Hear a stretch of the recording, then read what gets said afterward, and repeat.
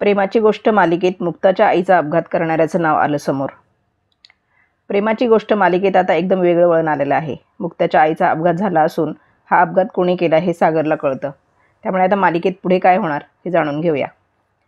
प्रेमाची गोष्ट मालिकेत मुक्ताच्या आई माधवी गोखले यांचा अपघात झाला आहे. अपघातामध्ये त्यांना चांगली दुखापत झालेली आहे.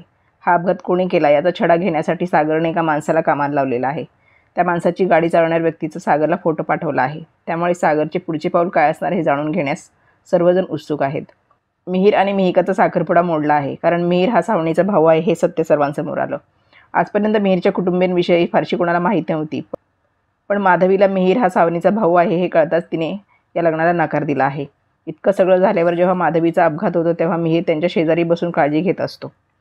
सागरला पाठवलेल्या फोटोमध्ये माधवीचा अपघात हा कार्तिकने घडवला असल्याचं समोर आलं आहे. अपघात करणारी गाडी ही सावनीच्या नावावर असते हे जेव्हा सागरला कळतं तेव्हा सागर मुक्ताला फोन करून सांगतो. मुक्ताचा बदला घेण्यासाठी कार्तिक हे सगळं करत असल्याचा समज सर्वांचा होतो. पण इंद्रा मात्र मुक्तावर चिडते. माझा तुझ्यावर जराही विश्वास नाही आणि ती मुक्ताला खोचकपणे बोलते.